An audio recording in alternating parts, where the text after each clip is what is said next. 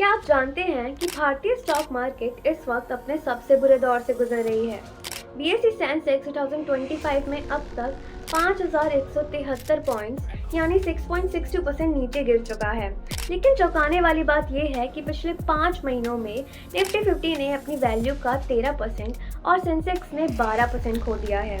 ये गिरावट इतनी तेज है कि लोग इसे पिछले 29 सालों का सबसे बड़ा क्रैश कहने लगे हैं। लेकिन सवाल ये है, क्या सचमुच ऐसा है और क्या ये गिरावट अभी और बढ़ने वाली है? आज हम इस वीडियो में पूरा सच खोलेंगे, डेटा, फैक्ट्स और स्टैटिस्टिक्स के साथ। तो आखिरी तक बने रहिए क्योंकि ये जानकारी आपके इन्वेस्टमेंट को बचा सकती है। अब एक इंटरेस्टिंग फैक्ट सुनिए। क्या आपको पता है कि जब भी अमेरिका का S&P 500 इंडेक्स 10% से ज़्यादा गिरता है तो भारत का निफ्टी 50 औसतन 10.7% तक नीचे गिर जाता है। पिछले 24 साल में ऐसा 22 बार हुआ और सिर्फ एक बार को छोड़कर हर बार भारत मार्केट भी लुढ़की। और अभी क्या हो रहा है? अमेरिका में इकोनॉमिक स्लो डाउन की वजह से वहाँ का मार्केट हिल रहा है और इसका असर सीधे भारत पर पड़ रहा है।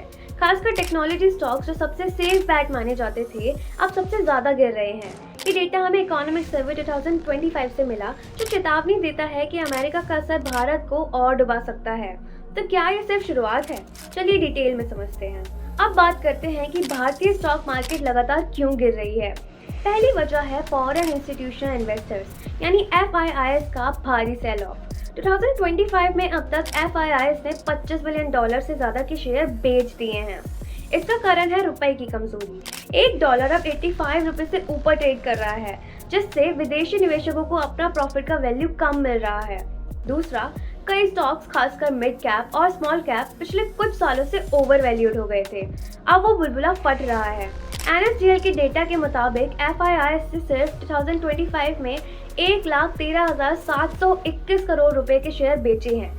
ये पैसा अब चीन या यूरोप जैसे मार्केट्स में शिफ्ट हो रहा है। दूसरी बड़ी वजह है घरेलू इकोनॉमी का स्लो डाउन। भारत की ग्रोथ इस साल उम्मीद से कम रही है।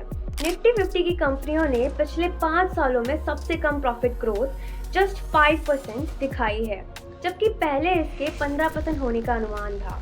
बैंकिंग सेक्टर में नॉन परफॉर्मिंग असेट्स बढ़ रहे हैं और ऑटोमेटिव सेक्टर में डिमांड घटी है। ऊपर से सरकार ने LTCG और STCG टैक्स बढ़ा दिया है, जिससे इन्वेस्टर्स का भरोसा डगमगा गया है। और हाँ, एक और ट्विस्ट, 2025 में नए रिटेल इन्वेस्टर्स जो कोविड के बाद मार्केट में आए थे वो अब घबराहट में बेच रहे हैं।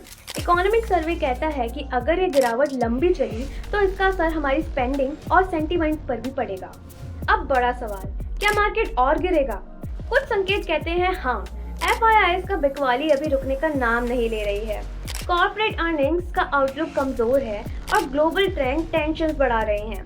मिसाल के तौर पर अमेरिका ने कनाडा और मैक्सिको पर 25% टैरिफ लगा दिया है, जो 4 मार्च 2025 से लागू है। इससे ट्रेड वॉर का डर बढ़ गया है, जो भारत के एक्सपोर्ट्स को नुकसान पहुंचा सकता है। लेकिन मार्केट साइकिल में चलता है, गिरावट के बाद रिकवरी भी आती है। तो क्या ये 29 सालों का सबसे बड़ा क्रैश है? चलिए डेटा देखें।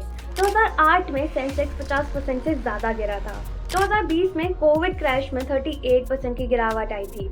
अभी सेंसेक्स अपने 2024 पीक से सिर्फ 20% नीचे है, तो ये अभी उन बड़े क्रैश जितना गहरा नहीं है। लेकिन अगर FII सेलिंग्स और ग्लोबल रिस्क बढ़े तो ये उस लेवल तक जा सकता है। लास्ट में एक सलाह, पैनिक मत करिए। 2008 और 2020 के बाद मार्केट ने नए हाई बनाए हैं। अगर आपके पास स्ट्रॉन्ग स्टॉक्स हैं तो होल्ड करें। और ये वीडियो अगर आपको पसंद आए तो लाइक, शेयर और सब्सक्राइब जरूर करें। अगली बार हम बताएंगे कि इस गिरावट में कौन से स्टॉक सेफ हो सकते हैं। तब तक इन्वेस्ट सेफली।